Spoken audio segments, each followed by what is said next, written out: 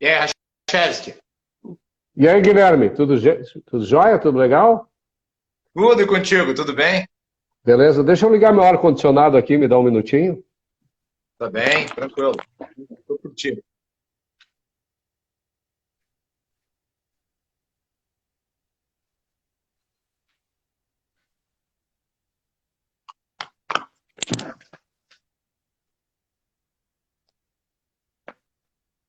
Tá Pronto, ouvindo bem? estou de volta. Tá ouvindo Estou te bem? ouvindo bem, tá tudo 100%.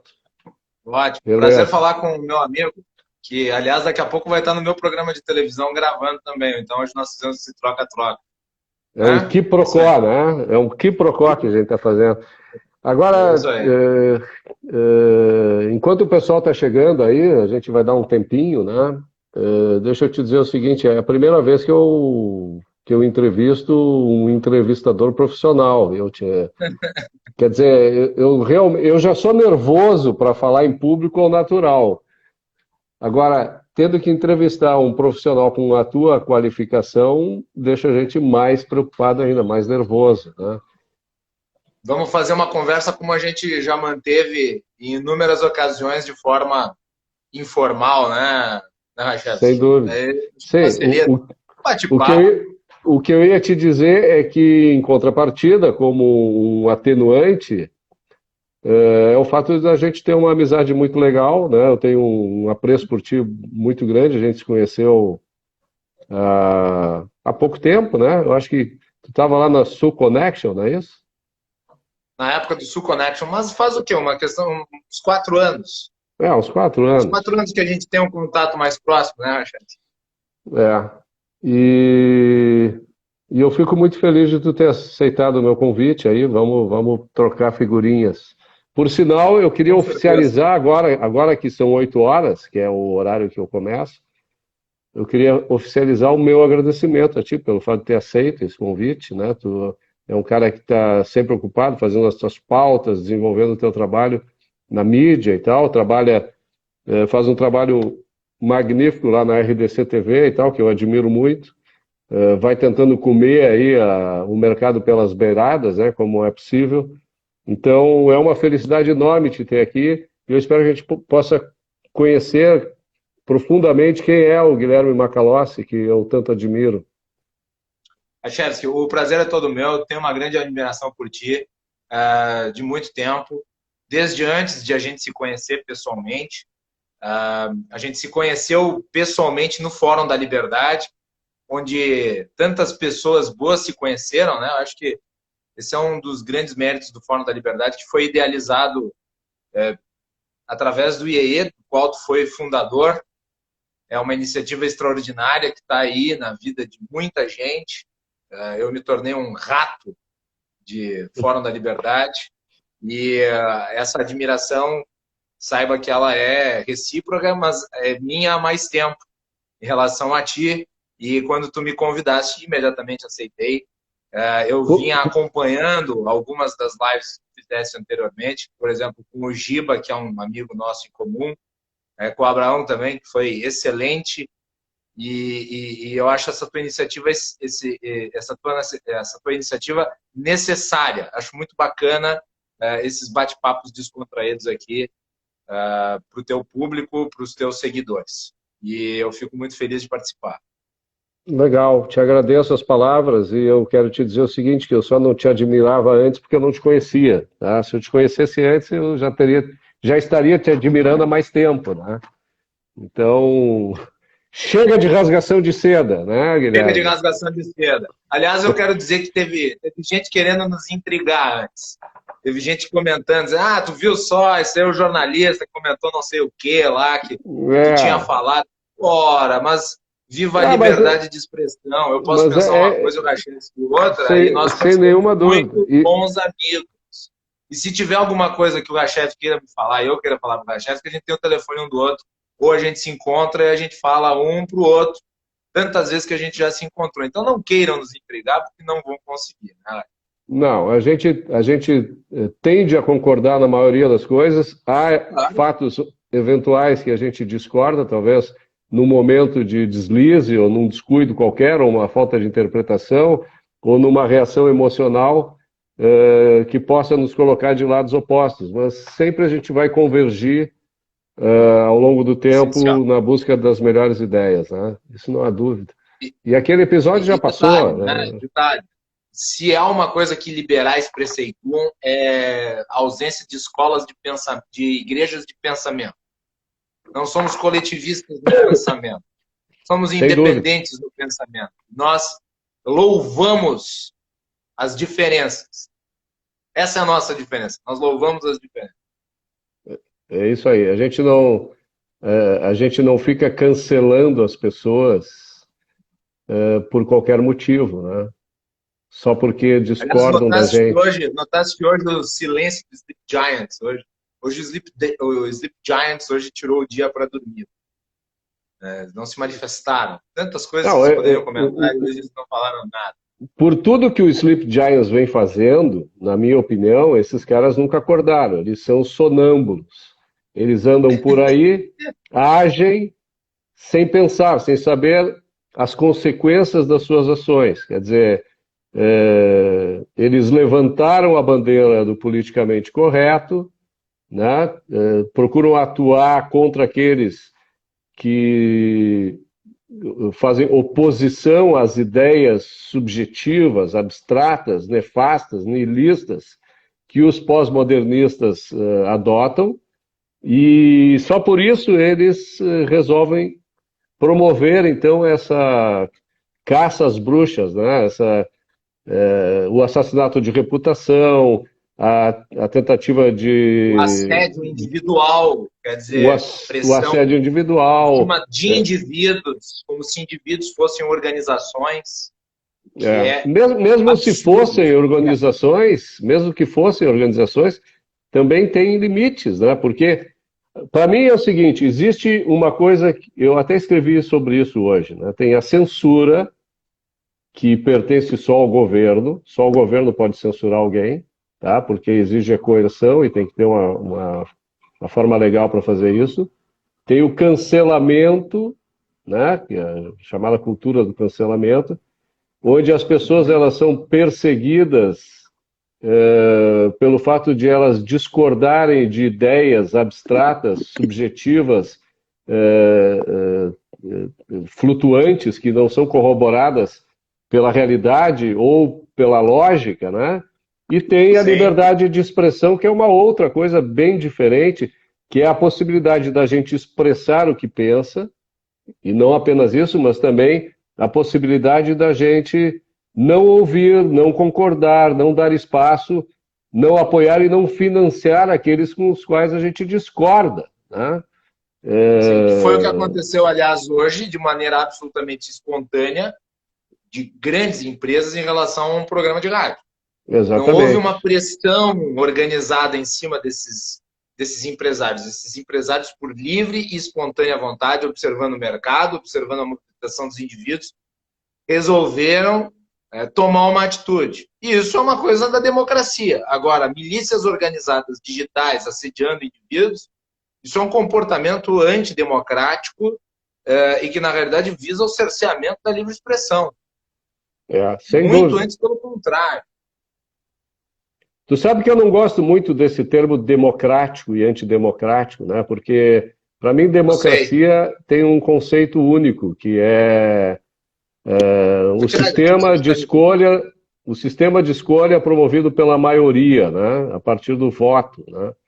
Eu não considero democracia como aquela coisa institucional onde as liberdades são exercidas e tal. Não, muitas vezes a democracia ela exatamente age no sentido contrário, como esses caras fazem, querem mobilizar a maioria da opinião pública para cancelar os direitos individuais das pessoas de se expressarem livremente, por exemplo, né?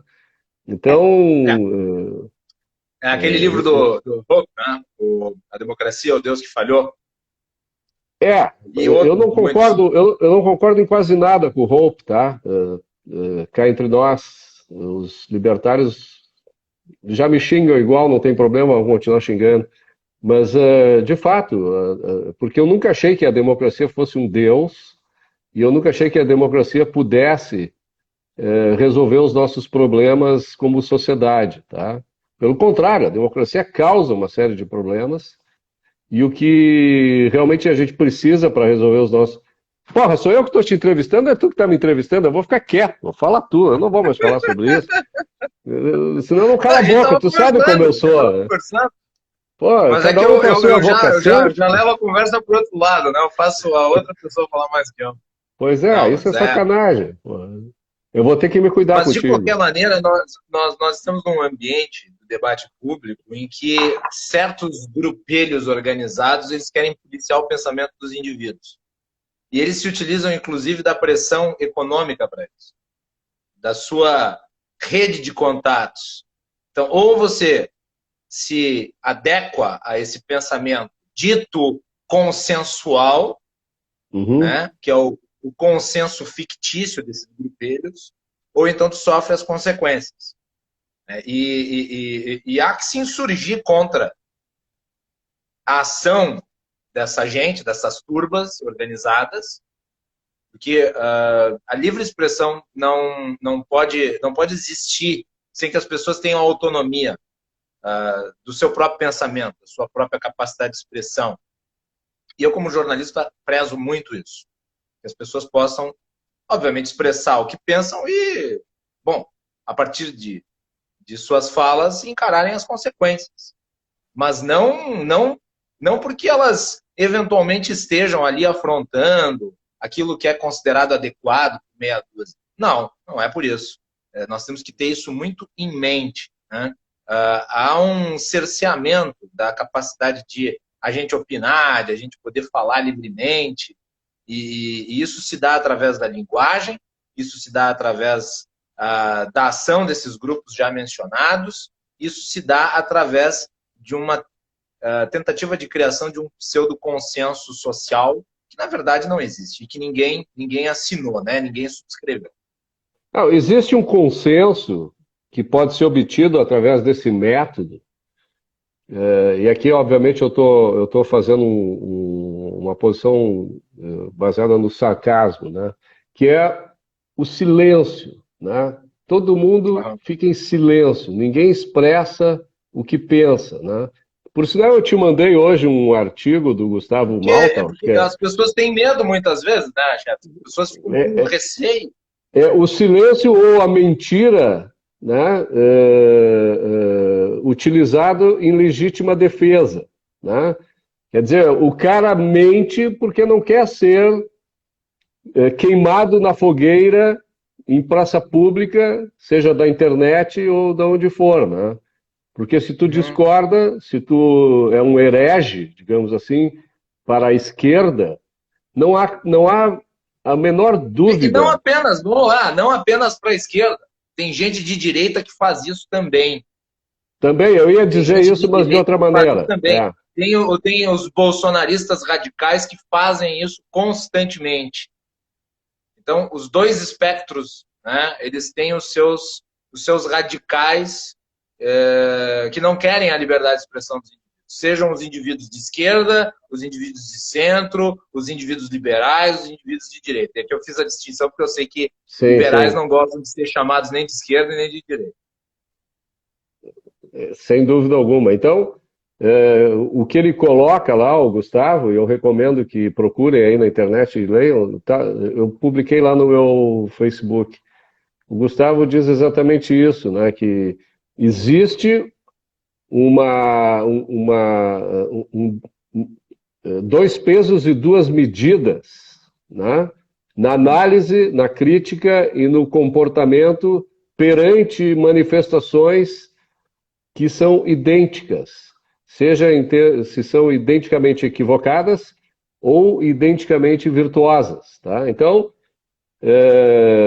o pessoal, esse assim, mais extremista, né, no mau sentido, eles acabam valorizando muito mais o que a esquerda diz positivamente, ou a direita diz positivamente, do que o outro, quando o outro acerta, e quando a esquerda ou a direita mais extremada se equivoca, os grupos opositores acabam detonando a pessoa, né? Quer dizer, não há a menor tolerância com eventuais equívocos ou coisa parecida. Então, Com é certeza. claro que Aliás, eu quero, viu, que eu gostaria de citar aqui para o nosso público, para quem está nos acompanhando. Eu peguei aqui na minha pequena biblioteca um livro que eu recomendo muito, que não vai ser fácil de achar, que se chama esse aqui, Direito a Ofender. direito a ofender. Direito a Ofender. A liberdade de expressão e o politicamente correto. É, Mike Hume. Não tem tradução no português do Brasil, tá? Eu comprei de uma editora portuguesa, a Tinta da China. Tá? Uma editora portuguesa. O autor, Achevski, é um é, cara de esquerda. aham, O autor é um cara de esquerda. Entretanto, ele faz questão de mencionar que, através do politicamente correto, se instaurou uma ditadura do pensamento. sem dúvida. E ele aponta, inclusive, a sua pena para a esquerda. Ele não tem o menor tipo de corporativismo de caráter ideológico. Ele fala aquilo que realmente nós todos observamos. E eu vou ler aqui só um trechinho que eu acho que é importante, se me Fala. permite. Posso? Claro, o programa é teu. Liberdade de expressão, vou ler. A liberdade de expressão, entendida como a possibilidade de expressar abertamente uma opinião, participar no debate público e criticar quem detém autoridade, não é tão velha no Ocidente como algumas pessoas imaginam. Em 2015, assinalaram-se os 800 anos da assinatura da Magna Carta de Inglaterra, um documento histórico por via do qual um grupo de barões e bispos obrigou o Uhum. rei João a conceder pela primeira vez certos direitos jurídicos a homens livres, incluindo o direito a ser julgado por um júri de seus pares. É justo que se aclame a Magna Carta por ter estabelecido a ideia de que há limites ao poder da coroa, por criar um protótipo de liberdade no mundo anglo-americano, enfim, por começar aquilo, aqui uma autoridade oficial chamou de o alicerce da liberdade do indivíduo contra o poder arbitrário do déspota. Contudo, a histórica Magna Carta, que estabelece importantes alicerces da nossa civilização, como a medida padrão de uma dose de cerveja, não menciona a liberdade de expressão. Não surpreende, esse conceito nada teria significado para a maioria das pessoas na Inglaterra de 1215, uma das nações mais avançadas da era medieval e assim por diante. E ele vai contando a história da liberdade de expressão nesse livro aqui, que vale muito a pena ser lido. Né? É muito Ele interessante. não poupa críticas à esquerda e à direita, mas Agora, principalmente à esquerda. E ele é um autor de esquerda, ele é um pensador de esquerda, Mike Hill. Vale muito a pena ler. antes Fica da aqui a gente dica. voltar a esse tema, porque esse tema é candente e bastante atual, né? E a gente está envolvido nisso, tu como jornalista, além Uhum. de formado em direito, né, que tu é, e Sim. pratica o jornalismo numa rede interessante aqui da capital, e eu envolvido E na porque Gazeta do Povo. E na e Gazeta na do Povo, Gazeta do sou Povo jornalista da Gazeta também, do Povo. também na Gazeta do Povo. E eu andei expressando a minha opinião a respeito das manifestações aí de colegas teus em outra emissora, né, que eu não vou nem citar agora, não vale a pena. O que eu queria discutir antes contigo, da gente voltar nesse assunto, é sobre um assunto que para mim é muito importante, que se chama Guilherme Macalossi. Tá? Tá bem. Eu quero saber as tuas origens, a tua formação, como é que é o teu histórico familiar, qual é a tua trajetória intelectual, como é que tu te tornaste um liberal ou um conservador, como tu te definires, o porquê tu escolheste a tua profissão, o que te faz ter essa ânsia diária de acordar e sair para trabalhar, para tentar esclarecer as coisas necessárias para que o mundo possa ser melhor? Fala um pouco de ti, a gente quer saber. Tá bem, então vamos lá. Bom, eu sou de Farroupilha, no interior aqui do Rio Grande do Sul. Uma cidade que fica entre Bento Gonçalves e Caxias do Sul, uma cidade rica na produção de moscatel e é a cidade que mais produz malhas no Rio Grande do Sul. Já foi a capital nacional do kiwi, tem uma importante linha de empresários, de empreendedores, é uma cidade que tem entre os seus nomes o Alexandre Bartelli, Grandene. é o dono da Grandene. A Grandene nasceu em Farroupilha, as lojas Colombo, do Adelito Colombo, também é de Farroupilha. Então eu sou de lá, sou um farroupilhense neste mundo. E eu cresci numa família de classe média. Meu avô, promotor de justiça, muitos advogados na família, e daí acabei indo por ela, né? Uhum. Pela via do direito, inspirado por eles, né? Principalmente pelo meu avô, que foi minha referência intelectual, minha referência moral, meu guru, por assim dizer. Uhum. Como é o Né? nome Uma do pessoa teu que eu avô? admirava muito pela inteligência, professor Elias Teixeira, Elias promotor Teixeira. em muitos municípios do interior do Rio Grande do Sul. Na época, o promotor não era apenas de uma cidade, era de várias. Né? Então, ele foi promotor Uhum. em Bento Gonçalves, ele foi promotor em Garibaldi, enfim, vários municípios. Também foi delegado e depois se aposentou, daí virou advogado. E foi a minha referência intelectual. Claro, eu tenho meus pais, que eu amo muito, mas a gente sempre tem alguém que tem uma relação que vai para além do amor familiar. Claro. E, no caso, o meu avô era essa pessoa. E ele me inspirou muito, um homem muito inteligente, verdadeira enciclopédia ambulante. Tinha um conhecimento vasto, professor de latim, e era uma pessoa muito admirada, inclusive, na comunidade. E ele me inspirou para ir para a área do direito. Não porque ele tenha dito, Guilherme, faz direito, mas eu resolvi me inspirar nele, eu Sim, resolvi era uma ser referência. como ele. Era Ser uma como ele, referência. né? Ser uma referência. Ah, e eu entrei no direito e cursei todo o direito, fiz todo o curso de direito na Universidade de Caxias do Sul, mas conforme eu entrei, eu notei que não era bem o que eu gostaria, não era bem o que assentava, porque eu gostava de fazer. Eu gostava de escrever, eu gostava de opinar, eu sempre levei muito jeito com a comunicação e eu escrevia razoavelmente bem. Mas eu não me sentia à vontade escrevendo, por exemplo, uma petição para um juiz. E aqui eu não estou Uhum. diminuindo quem faz com talento, com qualidade. Não quer dizer que eu não saiba fazer, sei. Mas não tenho saco, viu, Gachete? Então eu Tu fui me chegaste desencantando. a tirar a tua carteirinha da OAB? Não, não, não, não. Eu fiz Não? a prova uma vez, não estudei, não passei, depois não fiz mais. Tá. Então eu fiz o curso de Direito, me formei. Aliás, a minha a minha monografia está publicada no Instituto Mises, que é uma crítica à nossa justiça trabalhista. Aham. Eu defendo a desconstituição da justiça trabalhista, basicamente isso.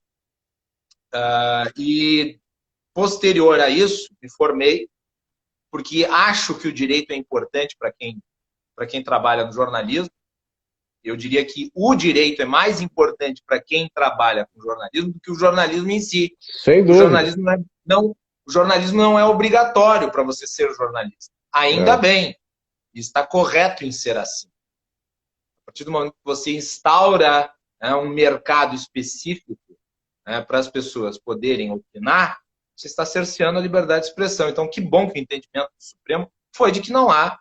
necessidade de diploma jornalístico para exercer a profissão. As empresas têm a livre escolha de contratar pessoas formadas ou não. Eu sou contratado não formado e Claro. faço o meu trabalho.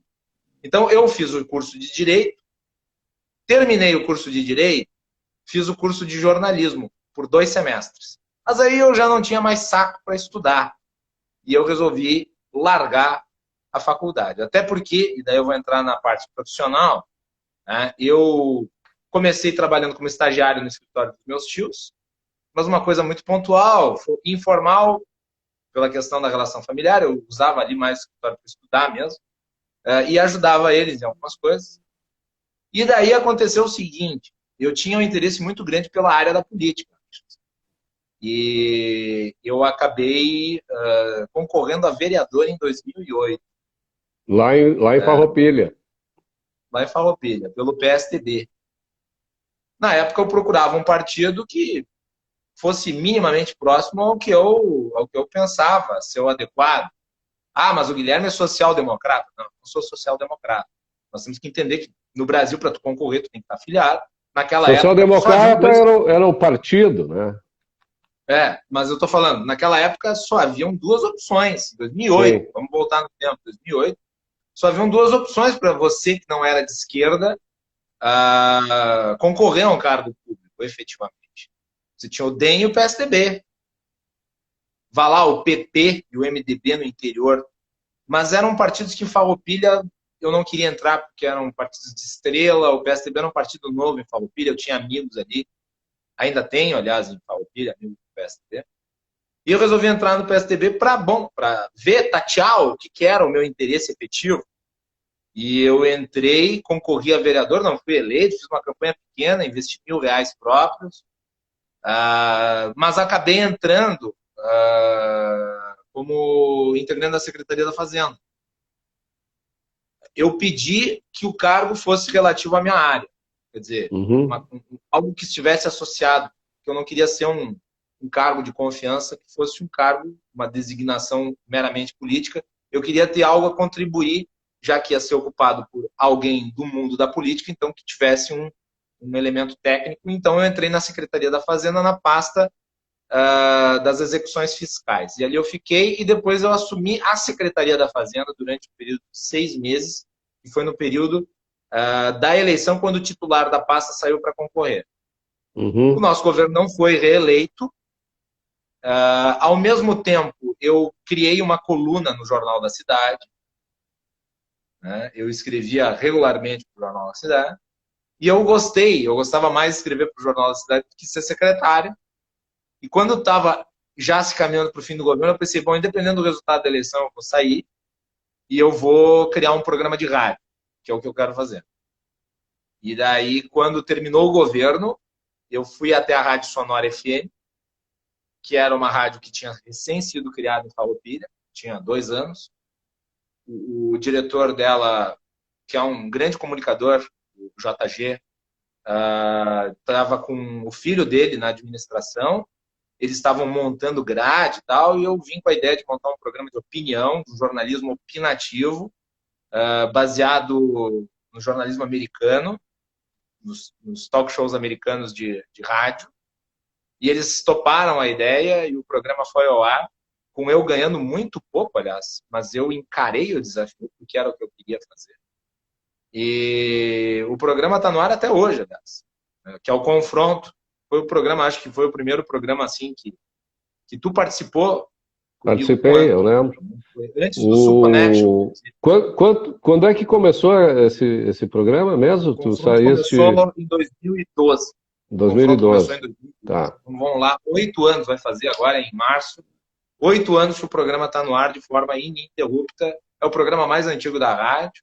É um programa com patrocinadores privados. Aliás, a rádio é comunitária a Chefs. No caso, é uma rádio cujo proprietário, na realidade, não é um indivíduo, é uma associação, mas é uma associação que estabeleceu um método de trabalho extremamente profissionalizado. Quer dizer, a rádio não tem nenhum anunciante que não seja privado. Todos os anunciantes são privados. E todos os anunciantes da rádio, que na verdade são chamados de apoiadores culturais, eles são das maiores empresas ali de Farroupilha e da região. Tramontina, Unimed. Isso é por princípio? É por princípio não... Porque hoje uma das coisas que eu comentei lá no meu Facebook é o seguinte, que as empresas, elas acabam muitas vezes, as empresas jornalísticas, né, elas acabam muitas vezes indo contra os anunciantes e até mesmo os seus leitores ou ouvintes, porque elas acabam sendo sustentadas pelo governo, né? Quer dizer, o governo injeta uma verba publicitária enorme, que superior às vezes ao break-even das empresas, e elas não precisam agradar ninguém, né, no mercado. Agradando o governo está bem, né? E isso é um absurdo. Quer dizer, eu sou totalmente contra verba publicitária ou propaganda de governo paga com o dinheiro dos impostos, dos quais eu também sou contra, né, óbvio, e a favor exclusivamente de que o financiamento dessas empresas seja feito através da vontade espontânea das pessoas, e até fez uma relação com os partidos políticos, né? Porque os partidos políticos, até um determinado momento, eles eram financiados pelos indivíduos ou pelas empresas, como deveriam ser as empresas jornalísticas, e o governo criou o fundo partidário e o fundo eleitoral, né? Quer dizer, eu estou pagando para o pessoal do PT, do Para o PSOL, outro concorrer, ou seja, tu passa na rua, a Manuela Dávila te entrega um folder, tu pagou o folder. Para os meus antagonistas, né? Tá certo? Exato. Então, o que é um absurdo. Isso infringe diretamente a liberdade de expressão. Porque a liberdade de expressão não é apenas o que eu digo, mas também quem eu sustento, né? Para dizer aquilo que eu penso. E tem né? que se considerar o seguinte, né? No ambiente de crise, você tem menos recurso privado à disposição para anúncio. Quando você tem crise, você vai cortar os gastos supérfluos. O primeiro deles, talvez seja a publicidade. Então, às vezes, no ambiente de crise, o Estado acaba se aproveitando porque ele se torna o único que tem recursos. É. Então, ele Claro, né? bota Óbvio. firme o seu recurso nas empresas jornalísticas e as estatiza sem oficializar o processo, que é muito ruim para a democracia. Bom, mas de aí qualquer tu modo, fizeste o teu nós estamos programa. na maior parte. Aí, Desculpa, te interrompi. lá na Sonora, os nossos anunciantes são todos privados. A Tá. rádio se sustenta muito bem, uma rádio pequena. O programa está no ar há 8 anos e depois disso outras oportunidades. Tu continua no programa? Tu continua apresentando o programa? Sim, eu tenho aqui em casa o estúdio, ó, tá vendo? Aqui, ó. Ah, Eu gravo aqui de casa e mando para eles. vou começar a te ouvir de novo. Eu começo o programa, eu gravo ele às 5, 6 horas da tarde, mando, entra às 7. E outras oportunidades foram surgindo nesse meio tempo. Eu editei pequenos sites, aí depois surgiu a oportunidade de trabalhar aqui em Porto Alegre, no Brasil Paralelo, durante um tempo. Eu trabalhei ali 1 ano e pouco, produzindo documentários. Aliás, tem um documentário que eu produzi, um web documentário sobre a Venezuela, que teve mais de 1 milhão de visualizações no Facebook. Aliás, no Facebook não, no YouTube, eu recomendo, se chama Venezuela, uma tragédia do século XXI. E depois disso, quando o Brasil Paralelo se mudou para São Paulo, eu fiquei aqui. Nesse meio tempo, surgiu esse convite para apresentar o Cruzando as Conversas na RDC TV, que é uma emissora estadual, privada, 100% privada, porque ela é de TV a cabo. Ela é do Paraná, né? Ela é de Curitiba? Oi? Ela é de Curitiba? Não, a RDC TV é aqui do Rio Grande do Sul. Estou falando da televisão. Ah, tá. Eu achei que era de um grupo de... A Gazeta do Povo, a Gazeta do Povo eu sei que é do Paraná, mas eu achei que a RDC TV pertencia a um grupo paranaense.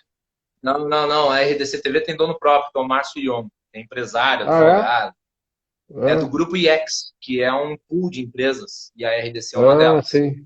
Tá. Então, o Márcio me convidou para ser o apresentador do Cruzando as Conversas. Na época, eu estava indo no Brasil Paralelo, mas eu tinha espaço na agenda. Ok, vou apresentar o Cruzando. E eu acabei ficando, eu estou lá já há quase 2 anos na RDC. O programa está consolidado, tem patrocínio, tem apoiador e tem uma audiência crescente. E depois disso, o Alexandre Borges, que era colunista do Instituto Liberal, e depois ele foi colunista da Gazeta do Povo, trabalhou na Jovem Pan, que é uma pessoa com quem eu tenho amizade.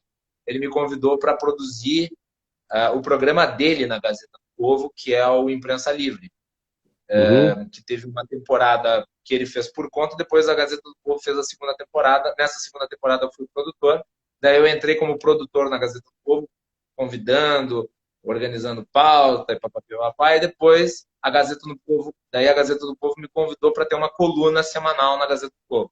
Então hoje eu trabalho com a coluna semanal na Gazeta do Povo, o meu programa diário na RDC TV e o meu programa diário de rádio. São Bom, 3 trabalhos. tu atua em praticamente todas as áreas do jornalismo,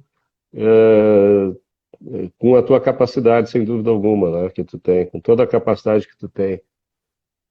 Eu acho que o jornalista hoje, Tchaikovsky, tem que ser multiplataforma, sabe?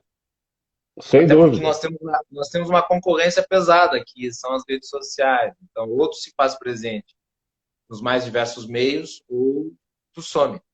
Não E basta fora que só a aqui a especialização, gente né? sabe dizer, na média, jornalista ganha mal. Não estou dizendo que eu ganho mal, mas na média, jornalista ganha mal, mas é bom jornalista ter vários empregos. E eu vou te dizer também por uma questão até da tua possibilidade de se expressar, sabe? Se eventualmente um emprego dá problema, tu tem outros para te sustentar. Claro, nem todo mundo consegue fazer isso. Eu sei que não é uma realidade para todos. Mas eu tenho a graça de Deus de ter isso, poder fazer isso. Uhum. E eu sou muito livre nos 3, tá? Em nenhum dos 3, nunca ninguém me disse o que eu devia falar. Eu sempre falei livremente. Enfim, Como é que estamos é, aí na Guilherme, luta, né? assim, Estamos aí na luta. como é que é esse Ah, dilema, assim, a pessoa que quer exercer a sua liberdade, que tem convicção a respeito das suas ideias, que está em vários lugares atuando, mas tem momentos que há um dilema, né? Que a pessoa pensa, putz, será que eu digo isso ou não digo isso? Será que eu expresso a minha opinião dessa maneira ou não? Como é que é o nó no estômago que dá e como é que se resolve esse nó no estômago para que esse dilema consiga ser superado? olha, eu acho que enquanto for um dilema individual é algo positivo. Porque a autocensura é a única censura adequada. Quer dizer, a autocensura a partir da reflexão. Será que eu devo falar isso mesmo? Será que eu devo aprimorar o que eu penso e falar de uma outra forma? Mas A isso não é autocensura. autocensura. Isso aí não é autocensura. Autocensura é Ok, pode quando ser. Então tu vamos te dizer outra nega a expressão. dizer aquilo que tu acredita, né?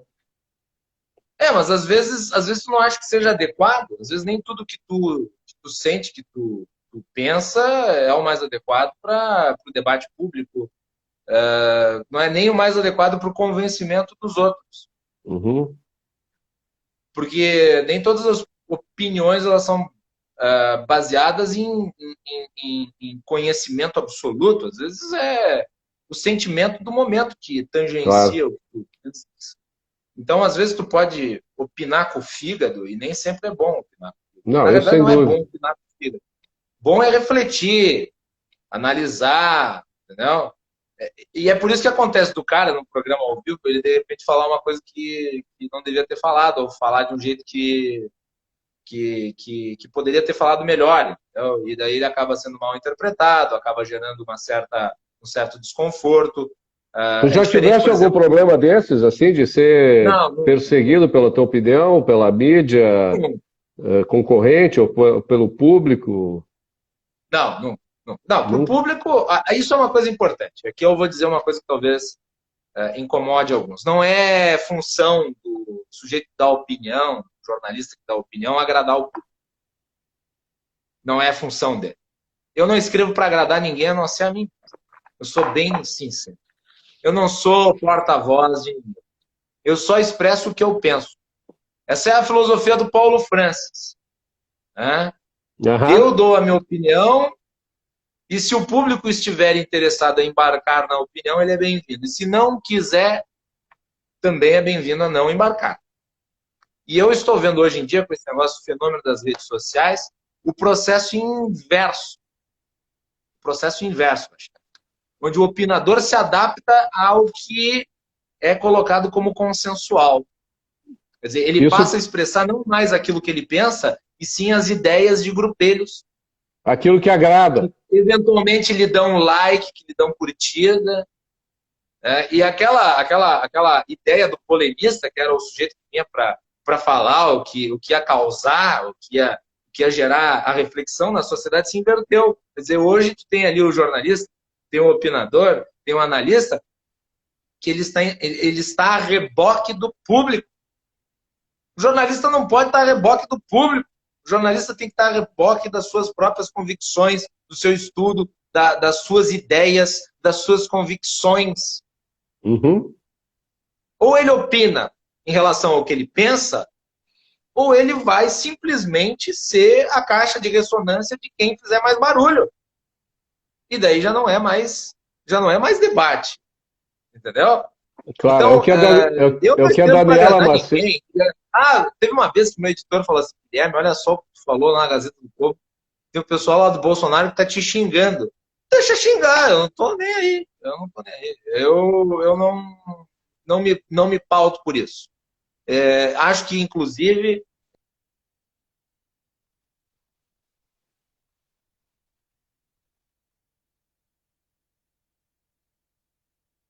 ligar ela porque Trancou. Não, não tem problema. trancou. Peço desculpas. Não, sem Ah, problema. Tu estava dizendo que tu não te pauta com isso, e a Daniela Macedo comentou aqui, ó, perguntou, como é ah, conviver com esse verdadeiro linchamento virtual das redes sociais pelos grupos dos extremos. Quer dizer, tu já respondeste, basicamente. isso sim, eu vou te dizer, em relação a um grupo jornalístico vir e censurar a minha opinião, dizer que tu não pode publicar, isso nunca aconteceu. Claro, tu vai publicar uma Aham. coisa nas redes sociais, hoje tu vai mobilizar os ódios, os rancores e os amores de muita gente. Ah, Mas se eu tu não tô ficar nem quieto, os aí, eu caras não te tô nem aí. xingam, né? Eu não tô nem aí, mas pode xingar a mãe, pode xingar o Papa, eu tô cagando e andando, literalmente. Aliás, eu adquiri o gosto de deixar mais irritado ainda. Quando eu escrevo e eu sou xingado, eu me deleito com os xingamentos, para dizer bem a verdade. E daí eu faço questão de mexer ainda mais na ferida. É isso que me agrada, eu gosto. E quanto a essas milícias digitais, elas têm que ser encaradas como o que são, milícias digitais.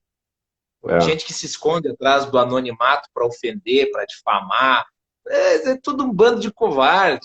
Vai falar com a Isso pessoa é. pessoalmente, baixa as orelhas. Aí, sabe, cachorro que late, não morde. É isso. Então, nas redes sociais tem um latido muito alto, claro, que a força de certos grupos, se a pessoa não tiver, digamos, casca grossa, pode realmente gerar um incômodo grande, né? Porque afinal de contas Sim, não é fácil você ler ali a pessoa, a pessoa que te xinga.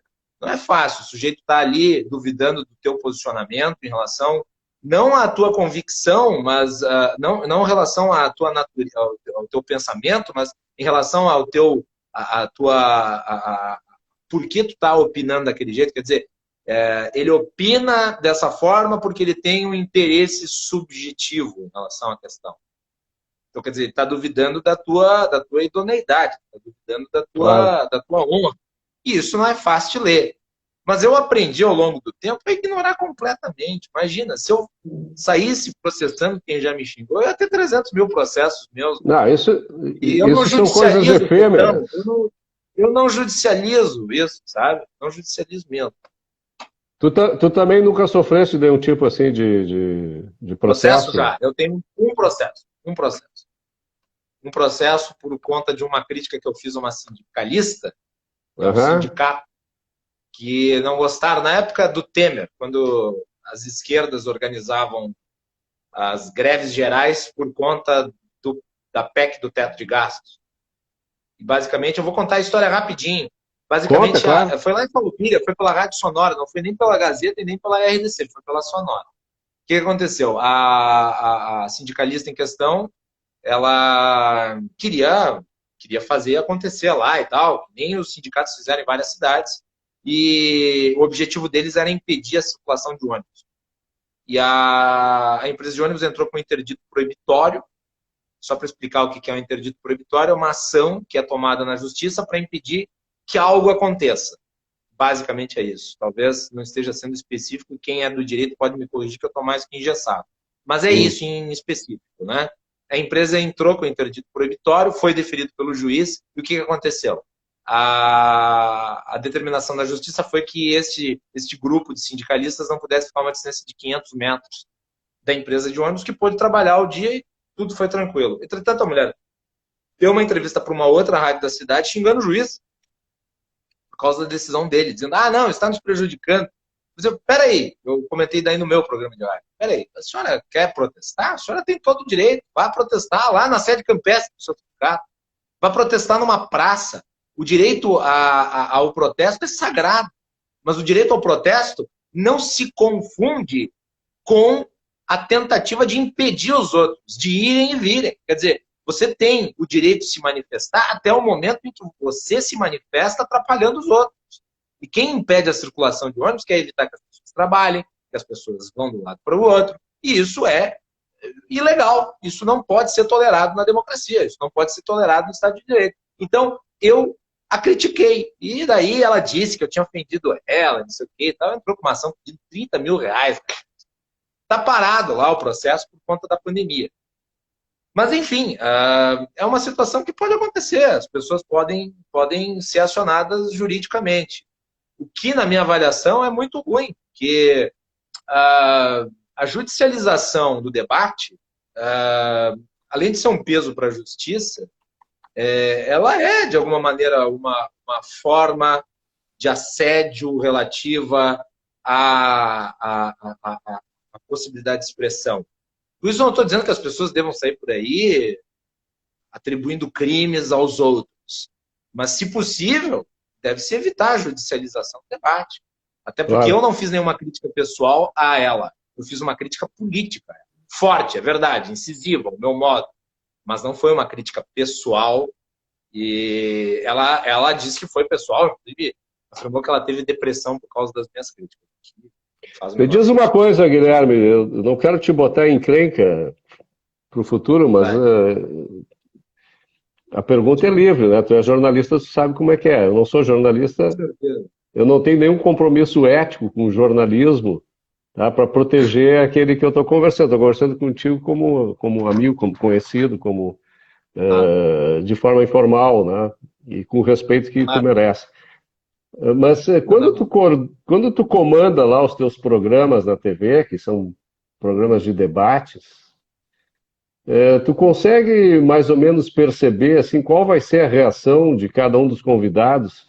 Normalmente tu leva um liberal, um conservador, e também tu leva um social-democrata, um socialista, um comunista e tal, porque tem isso de tudo que é jeito, né? E vocês lá procuram fazer essa diversidade, procuram aproveitar essa diversidade existente, né, na política. Sim. Como é que é mais ou menos o comportamento? Dá para estereotipar o comportamento desses grupos quando eles participam lá do teu programa? Dá, dependendo de quem tu convidar, sim, né? Tu já espera determinadas posições e tal. O que é ruim, sabe? Porque parece que esses grupos se colocaram dentro de caixinhas de pensamento, o que não é bom. O que não é bom. Por exemplo, vamos lá, é óbvio que se eu levar alguém no sindicato lá no programa, eu vou saber que o cara é contra as reformas. Mas será que todas as reformas são de caráter ideológico, esquerda versus direita? Teto de gastos deveria ser um debate ideológico? Só no Brasil se tornou um debate ideológico. Não me parece ser um debate ideológico de forma nenhuma. É uma questão matemática. Assim como o debate sobre a reforma previdenciária, que pegou direita versus esquerda, não tem nada a ver. Quer dizer, é uma coisa que diz respeito à composição, inclusive, da população. Então, certos temas acabam sendo transformados em temas de caráter ideológico que não deveriam ser, porque não são. Por exemplo, venda de estatal é um debate ideológico. Existe quem defenda o Estado total, existe quem defende um Estado necessário, existe quem defende o Estado mínimo. Estado necessário eu não entendo, é que nem carro seminovo. O que é um Estado necessário? Necessário aos interesses de certos grupos? Necessário aos interesses daquele grupo? Não sei. É como o Estado mínimo. Estranho. É como o Estado mínimo, né? Mínimo com relação ao quê? O que é mínimo? O que é o mínimo? Né? Pode ser. Conceituar. Não, o mínimo é aqui. O necessário é necessário para o quê? Né? Assim como tem o governo limitado. O que dá para conceituar bem é o Estado total, né? Esse sim, né? Que é o Estado fascista comunista. Esse sim. Agora, de qualquer maneira, né? A gente, em alguns casos, claro, qual é o tipo que vai no programa que é mais difícil tu saber qual que é a opinião? É o cara que transita no centro. Porque às vezes ele pode ser contra, às vezes ele pode ser a favor. Mas conforme tu vai indo para os extremos, né, é só tu É só tu acionar determinados mecanismos que as reações que tu quer, elas saem. Sim, Já é teve algum possível. momento fora das câmeras ou na frente das câmeras que o debate deixou de ser verbal e passou a ser um entrevero entre os participantes? Não, comigo na condução, não. Até porque, Rachevski, eu faço questão de convidar gente que seja educada, sabe? Não que não Uhum. possa expressar uma opinião incisiva, contrária, mas o debate público não pode ser pugilato, não pode Claro. ser, não pode ser guerra de tacape. E assim, ó, ah, eu seria muito rasteiro em relação ao meu público se estimulasse isso no meu programa, Uhum. sabe? O meu público, eu tenho respeito pelo meu público, acho. O meu público quer sim ideias, quer sim contraditório, mas o meu público ele não quer baixaria, ele não quer gritaria, não quer maluquice. Isso o meu público eu tenho certeza não quer.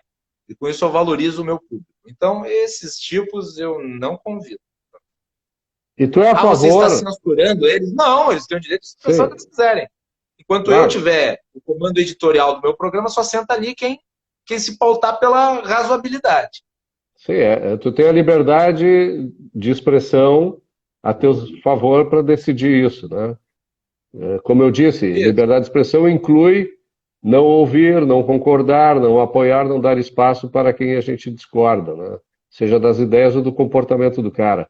Agora, a gente vê assim, ó, tem programas de Censura, ó, rádio, censura, ela só pode partir do Estado isso. mesmo, né? Tem Até porque, tá, programas, o cara não vai no meu programa, mas ele pode criar um programa concorrente, pode ser claro, até na web, é, e pode fazer é, mais sucesso que eu. é.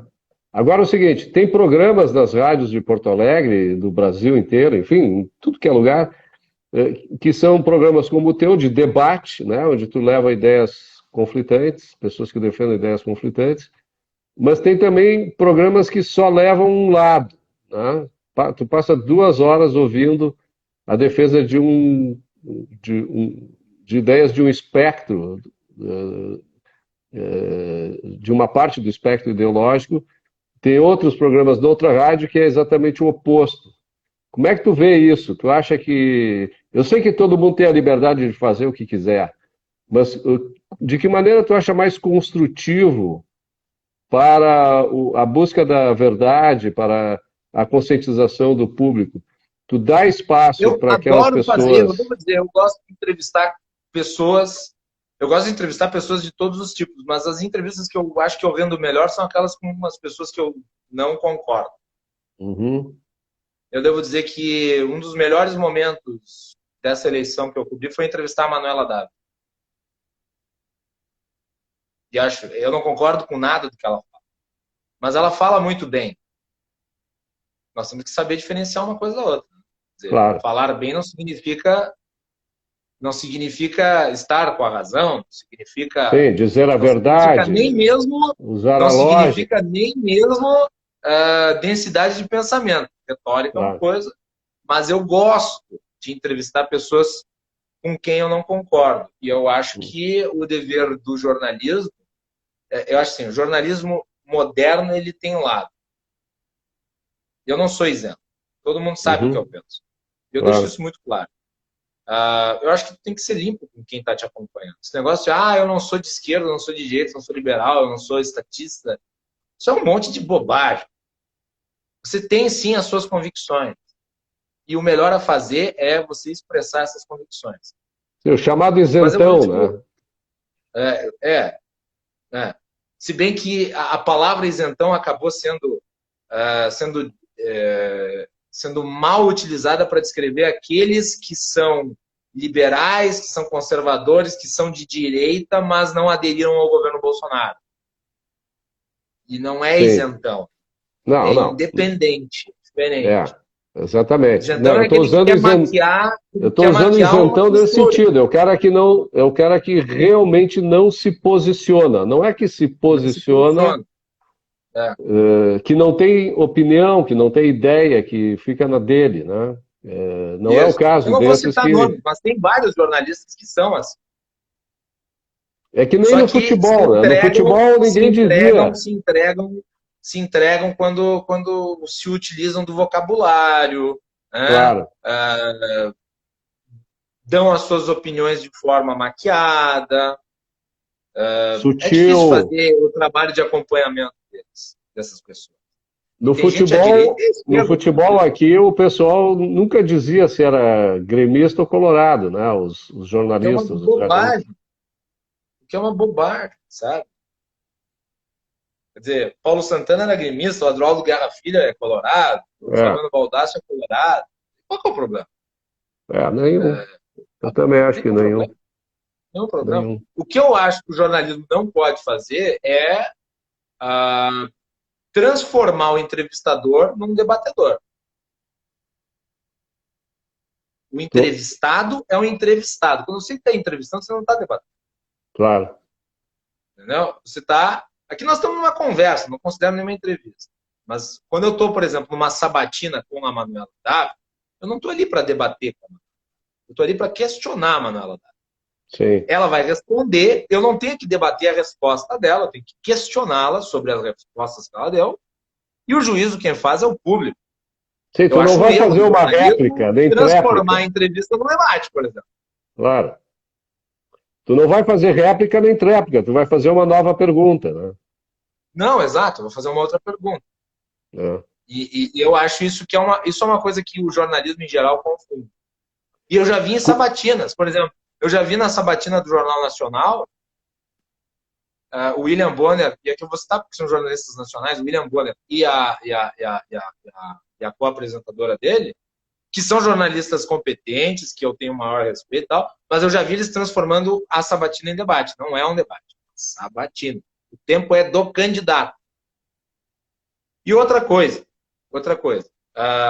o jornalismo, e daí tu estava falando sobre as cores dos debates e tal, o jornalismo ele tem que dar margem ao contraditório mesmo tendo um posicionamento. Se eu tenho um Uhum. programa de debates, é óbvio que ali eu vou ter que colocar pessoas que pensam diferente quando for o caso de realizar um debate. Né? Eu não posso impedir alguém ou dizer, não, esse lado aqui não vem, esse lado não vai falar e tal. E tratar ele mal quando for. Uhum. Isso eu não faço. Quer dizer, não dá para levar. Eu jamais poderia ser jornalista, porque não tem E às vezes, conversa. Comigo não tem conversa. quando eu noto que a bancada, ela tem um pensamento mais ou menos homogêneo, eu é que trato de incitar a discórdia. Porque eu não me coloco apenas como moderador, eu não sou uma peça do cenário, eu sou um opinador. Claro. Eu abro meus programas com editorial, eu falo o que penso. Entendeu? E às vezes eu E, até- discordo dos meus convidados, com muito respeito, mas discordo. e além do mais, às vezes tu tem que provocar discordância entre eles, né? Porque Ah, se não houver atrito, no bom sentido, a coisa fica chata, né? Todo mundo falando a mesma coisa. não, sim, claro, eu concordo. Sua cor É. favorita é azul? Sim, também, a minha também. Não, o cara que está do outro lado está dormindo. E como é que Então, tu vê o mercado do jornalismo no Brasil para pessoas como tu, que têm o teu pensamento, que não aderiram, vamos dizer assim, ao politicamente correto, que não aderiram às pautas da esquerda. eh, não Tu posso vês reclamar, chefe. Eu tô com 3 trabalhos, eu não posso reclamar. é, a realidade se impõe, né? O que eu posso falar? Eu estou na RDC, eu estou na Gazeta do Povo, que é um dos maiores jornais do país. Eu não tenho do que reclamar. Não, tem que ficar feliz, sem Eu, dúvida alguma. eu não sou todos, cada um tem a sua história. Eu não tenho do que reclamar.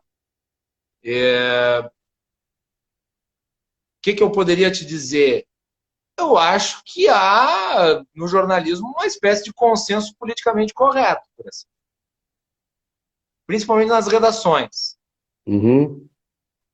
Mas vamos falar a verdade. 15 anos atrás era muito menos comum você encontrar liberais no debate do que hoje. Então, as coisas melhoraram.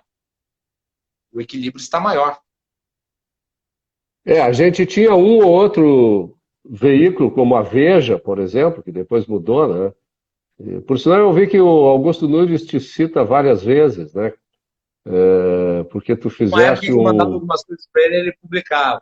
Né, Mas faz tempo que eu não mando, até porque ele foi para um lado que eu não tô. Eu não... tu não Mas, compartilha? de qualquer modo, eu respeito. Eu tenho história no jornalismo, mandei coisas para ele que ele publicou, foi muito legal e tal, mas eu não tenho mais acompanhado tão diretamente o Augusto. Uhum. E como é que tu vê o governo Bolsonaro? Cá para De nós, mal a pior. de mal a pior. De mal a pior. Acho que é um governo O, medíocre. Medíocre para baixo. Eu acho ah, muito ruim. Muito. Eu acho que é um governo que faz um mal gigantesco para o que se pensa ser o conservadorismo e para o que se pensa ser o liberalismo. Eu acho que o Paulo Guedes está, infelizmente, fazendo papel ali de idiota. ah. No Bom, mínimo desde o de idiota. primeiro dia, eu sempre apoiei os meus amigos que estão no governo, porque eu sei que eles têm ideias boas, Não, tem têm muita gente boa lá, conhecimento, mas, né? mas tem ótimas Mas pessoas lá. Ótimas. o Mas o governo Bolsonaro em em si eu não si tocaria. é, não podia ser diferente, O porque governo vai mal, o governo vai mal. ele é um O governo, coletivista estatista, não há conversa, né? Ninguém prova o contrário, né? o governo Bolsonaro, agora vamos entrar no assunto que eu gosto de abordar. A história do Bolsonaro não tá ligada ao liberalismo econômico, está ligada Não. ao dirigismo, o estatismo e ao corporativismo. Durante toda a carreira dele, ele votou para a esquerda, ele votou contra o Plano Real, votou contra as privatizações, votou contra a lei de responsabilidade. Em 2018, aliás, em 2017, ele estava em cima de caminhão gritando contra a reforma da Previdência do Temer. É. Tem vídeo dele falando que a reforma da Previdência não era necessária porque não existia déficit da Previdência. Ele fez Não, uma adesão. ele Ele fez uma adesão. mitigou a reforma da Previdência do governo dele mesmo, né? Quer dizer, Com aquela certeza. reforma maravilhosa que o Paulo Guedes queria implantar, que era a nova Previdência, efetivamente, que é a Previdência individualizada, gerida por fundos privados, né? Com Puxou. rendimento por Não capitalização. teve. Não teve Não apoio teve. O nenhum que do aconteceu? próprio governo. Eu já chego na reforma da Previdência, chefe. O Bolsonaro, ele aderiu a certo ideário liberal com a proximidade com o Paulo Guedes, mas foi uma coisa eleitoreira. Porque ele precisava se distanciar ao máximo do PT e precisava, ao mesmo tempo, trazer a confiança dos mercados. O Paulo Guedes, muito conhecido dos mercados, não respeitava.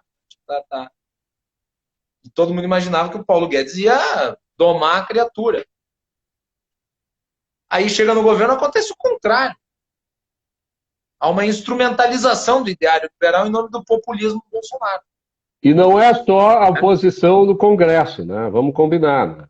É uma incapacidade do próprio governo de levar as reformas Não, adiante. isso é o maior mito que venderam, é de que o governo está sendo prejudicado pelo Congresso. Não fosse o Congresso, não teria aprovado reforma nenhuma. Porque foi criado o projeto do Ministério da Economia, mas o presidente não tinha convicção no texto. Não tinha convicção no texto e retalhou o texto, concedendo benefícios a partes de corporações que fazem parte do seu eleitorado. Aqueles destaques que foram votados posterior ao texto da reforma da Previdência, um deles, que era o do setor da segurança pública, que é influente no governo Bolsonaro, foi negociado pelo presidente. Então, o presidente tratou de avacalhar o texto que veio do Ministério da Economia. É. E se não fosse o esforço do Congresso de aprovar, pelo menos, a atualização da legislação do modelo atual, nem isso nós teríamos. Nem isso nós teríamos. E ficou nisso. O que mais o governo fez desde então?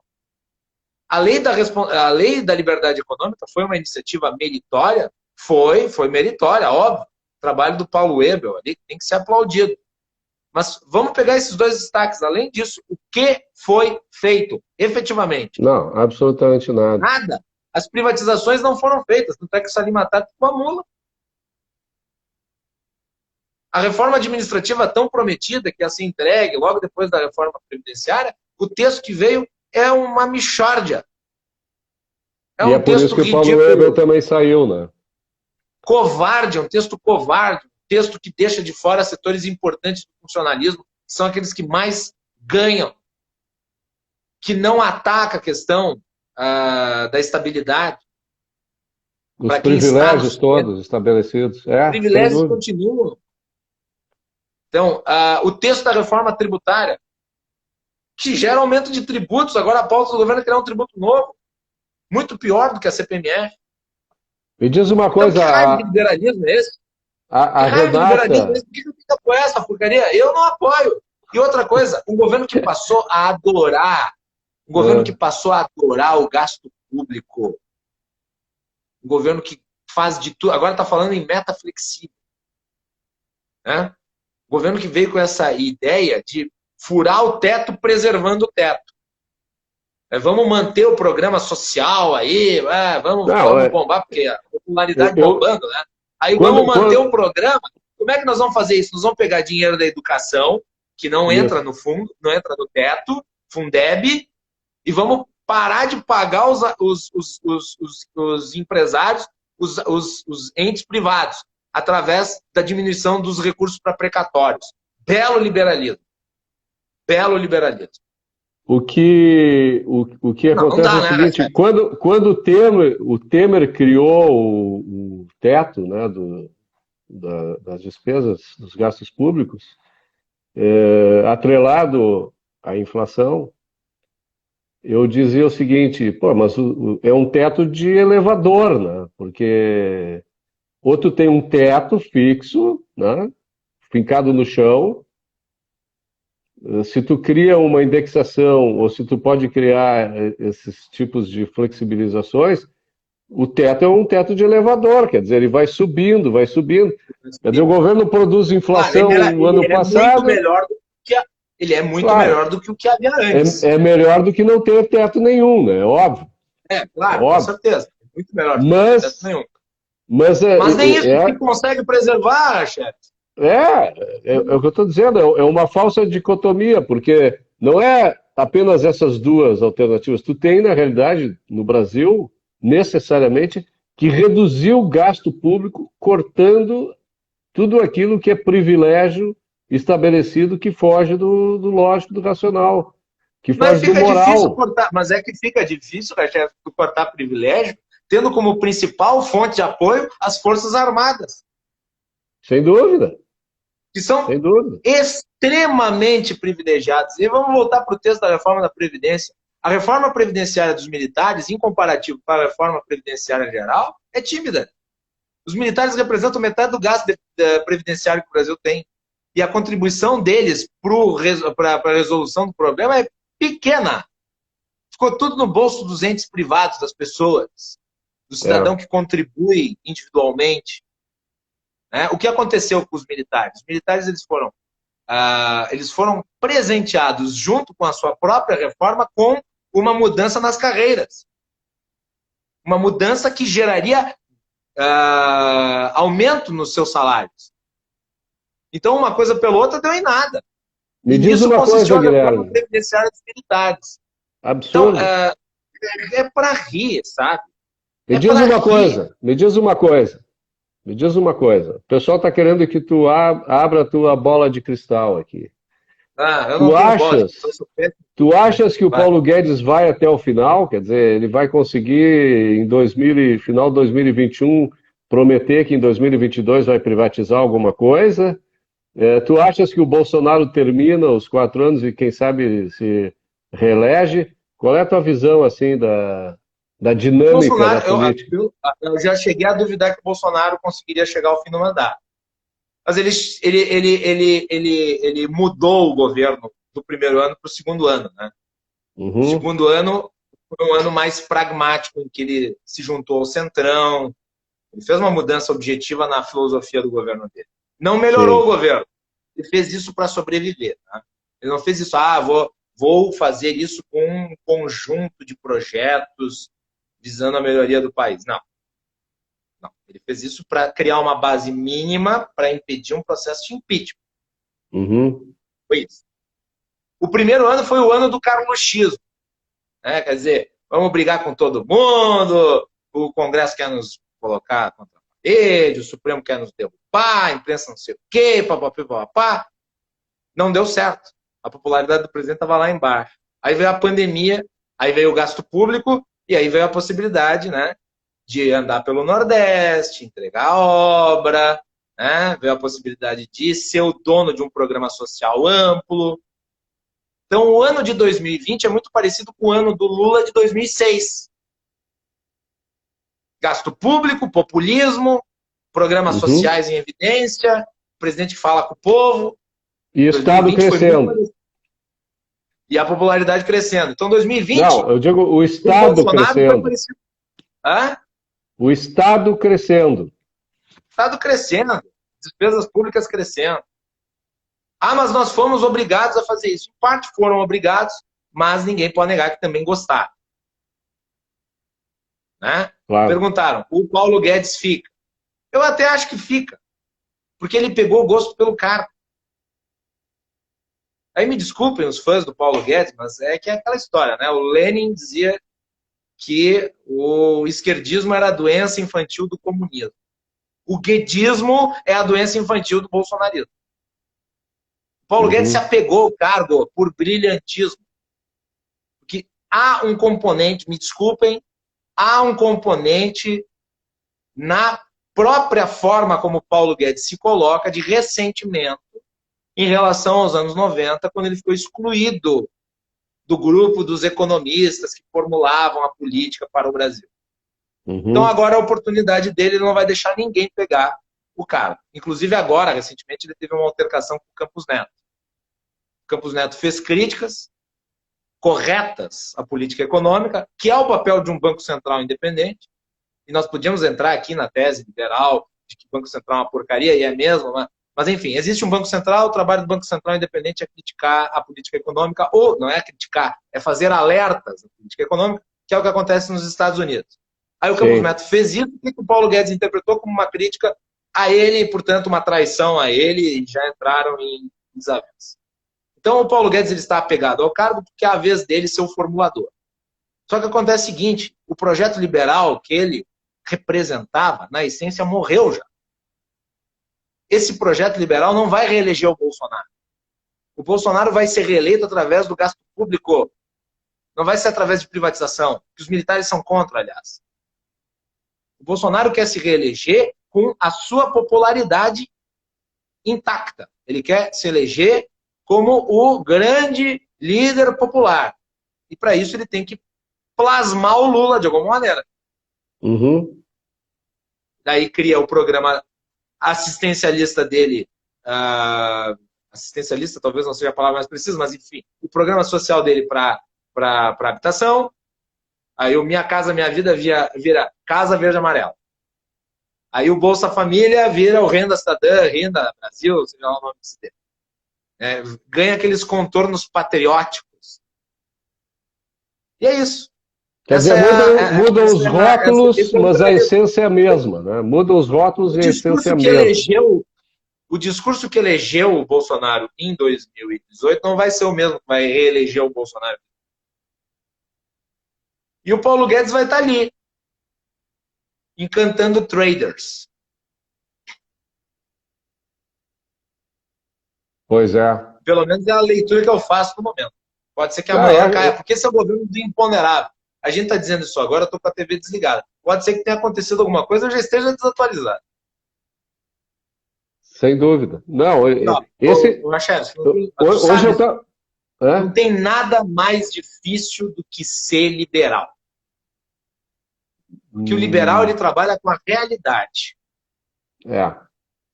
Não há nada mais difícil do que se propor a fazer uma agenda de reformas que mexam na base dos privilégios, porque é comprar inimigo. Não é fácil. Não é fácil.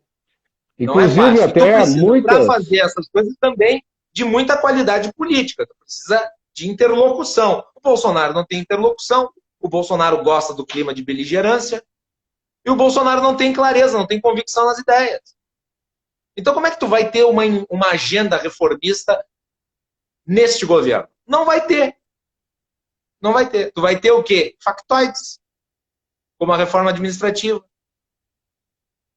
Né? Sem dúvida. E Eu fico pensando, Guilherme, eu fico pensando o seguinte, quando o Bolsonaro foi identificado como alguém que poderia trazer a pauta liberal para o governo, né? Muitos pensaram nisso, né? Não era o meu caso, sem dúvida alguma, apesar de ele levar alguns liberais para o governo.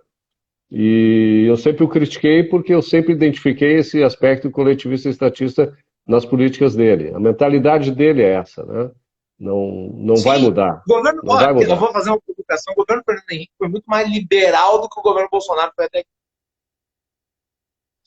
O governo chinês é muito mais liberal do que ele. Né? Lidem com essa. Vocês aí que são bolsonaristas e nos acompanham.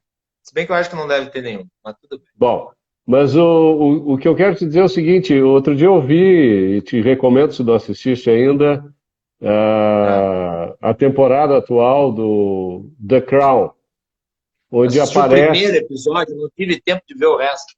Não, se eu não me engano é o terceiro episódio, onde a Margaret Thatcher dá uma aula para a Rainha Elizabeth a respeito do que é preciso fazer para resolver o problema da Inglaterra, e o que ela faria e o que ela fez, né? E o que ela teve que enfrentar. A Margaret Thatcher comprou briga com todo mundo para fazer o que tinha que ser feito. Ela brigou com todo mundo, brigou com os socialistas, brigou com os conservadores, por sinal, ela era uma mulher, né? Filha de um pequeno empresário, que trouxe ideias completamente diferentes daquilo que lá estavam. Botaram ela lá e ela conseguiu ficar anos e anos até resolver o problema e poderia ter deixado a Inglaterra numa situação ainda muito melhor se ela tivesse continuado mais um tempo. E ela foi tão efetiva no trabalho que ela realizou que ela levou o Partido Trabalhista a fazer uma reflexão sobre as suas próprias convicções, porque depois da Margaret Thatcher, os líderes trabalhistas que a sucederam, eles não tinham um posicionamento marxista como os líderes trabalhistas que a antecederam. O Tony Blair não era um marxista. Claro. Não era. Não, e mais, só mais recentemente com o Jeremy Corbyn, só agora recentemente com o Jeremy Corbyn que eles voltaram para essa estupidez aí. Mas o Partido Trabalhista imediatamente posterior ao período da Thatcher, se reformou ideologicamente. E mais, o Partido Trabalhista, por exemplo, na Austrália e na Nova Zelândia, foram os promotores das reformas liberalizantes naqueles países. Não foram os liberais que fizeram, foram os trabalhistas que fizeram, baseados no sucesso que Margaret Thatcher teve na Inglaterra. Então, isso é aquele negócio que tu estava falando, é a realidade sendo compreendida, a razão, a lógica sendo atuando com esse propósito. Vamos pegar aqui o caso do Brasil. O governo Fernando Henrique não foi um governo liberal. Não. Eu antes fiz a provocação. Eu disse que foi mais liberal que o governo Bolsonaro.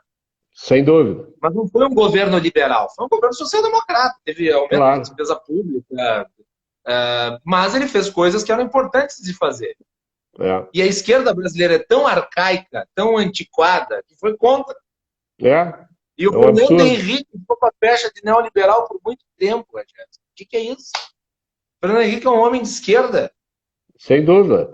Tanto é que a privatização dele gerou reservas de mercado, agências regulatórias, privilégios tanto para o setor público quanto para o privado.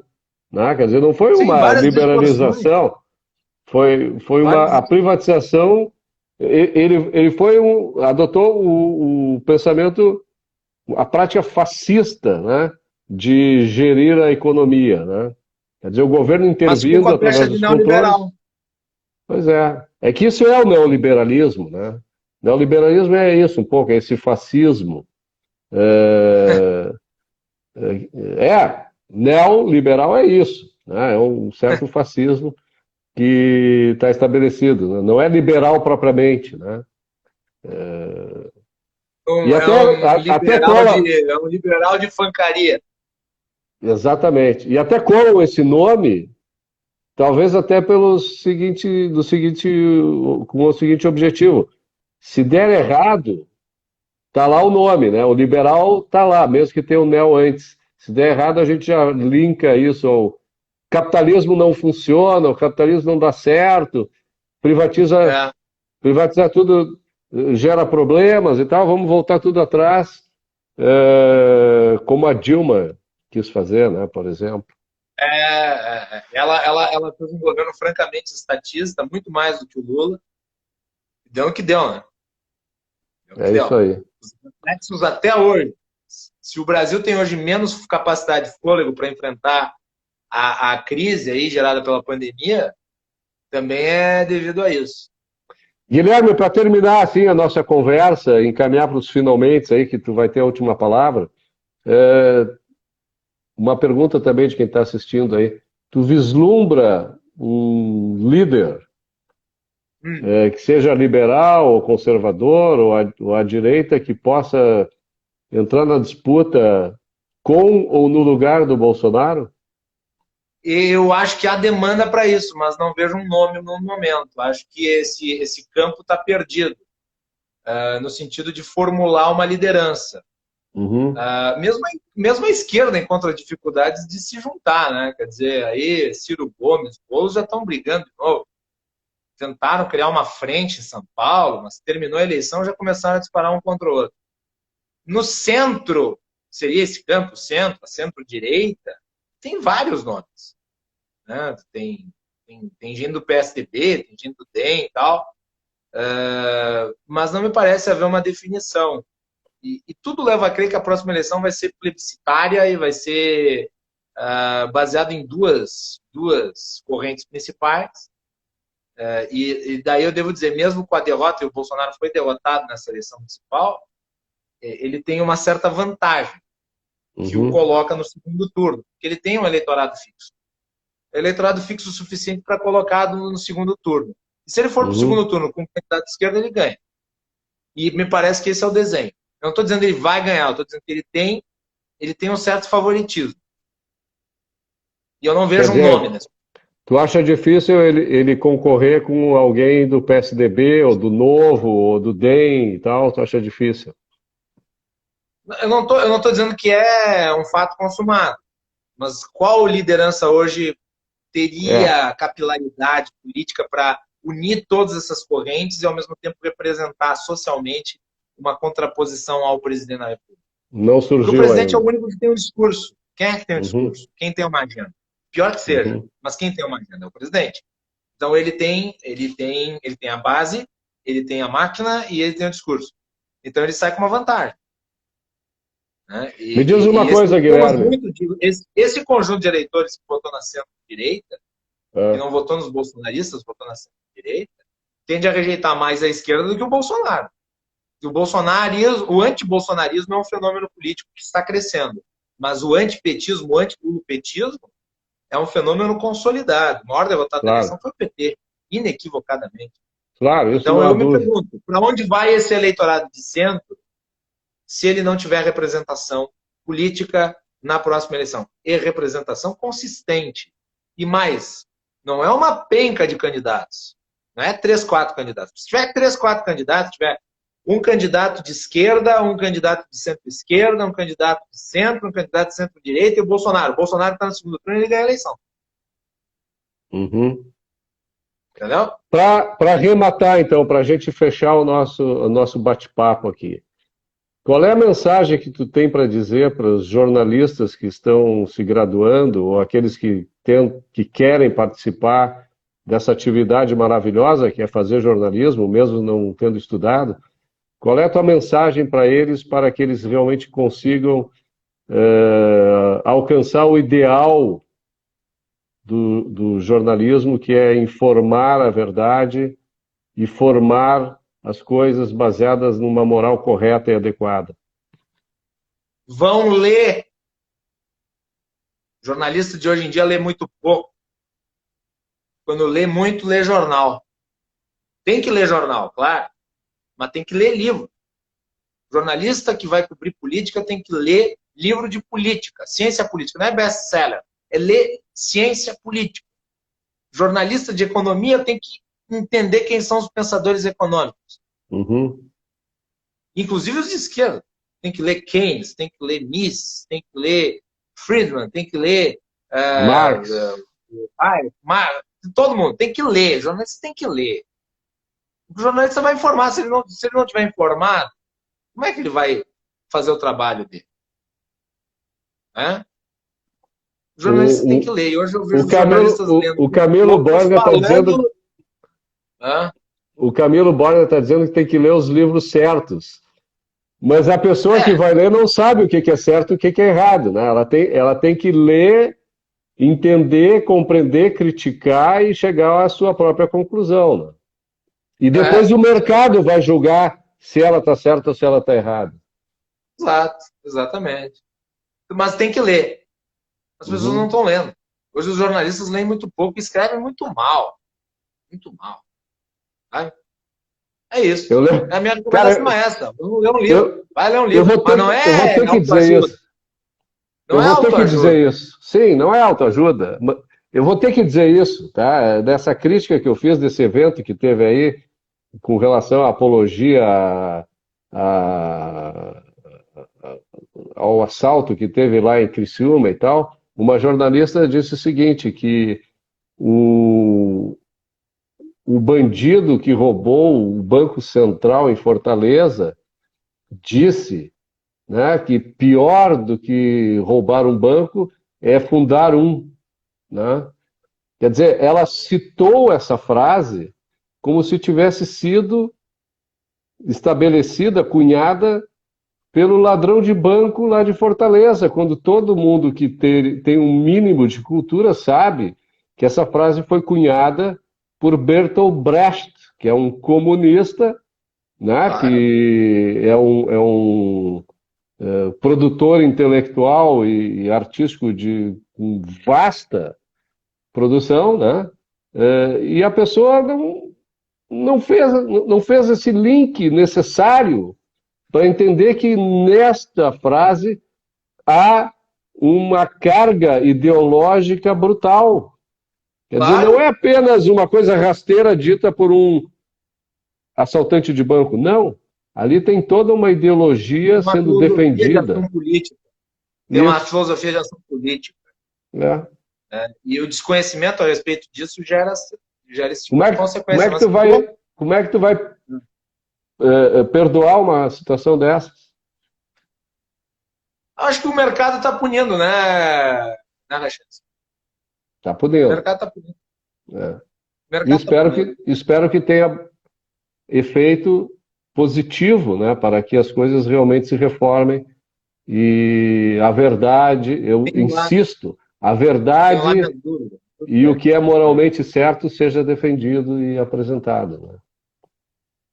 A gente tem que ter esperança de que as ideias mais consistentes, que as ideias que ao longo da história se firmaram como aquelas que são mais corretas, mais produtivas, aquelas que realmente levam à prosperidade, à qualidade de vida, elas se imponham no debate através da sua autoridade histórica, né? E é para isso que nós estamos aqui, né, Rachel? É isso aí. Guilherme, infelizmente vamos terminar, até porque nós temos um outro programa para fazer, eu e tu, né, invertendo a situação. Daqui a meia hora. Daqui a meia hora lá na televisão, a chefe vai estar comigo. Tá bom. Para quem tem net, canal 524. Para quem está nas redes sociais, vai ser ao vivo? Não é ao vivo, é gravado. Mas depois a gente dá a data, depois tu informa. Tá. Vai ser gravado, vai ser gravado. Me deu um susto. Desculpa, se tu quiser também, ao vivo, não tem problema. Ignore o que eu falei. Ignore. Tá bom. Ignore. Beleza, meu amigo. Um abração forte, muito obrigado. Quando precisar, estamos aí, sabe disso. Ok, da mesma maneira. Valeu, obrigado pessoal que acompanhou a gente aí. Boa noite a todos. Valeu. Valeu.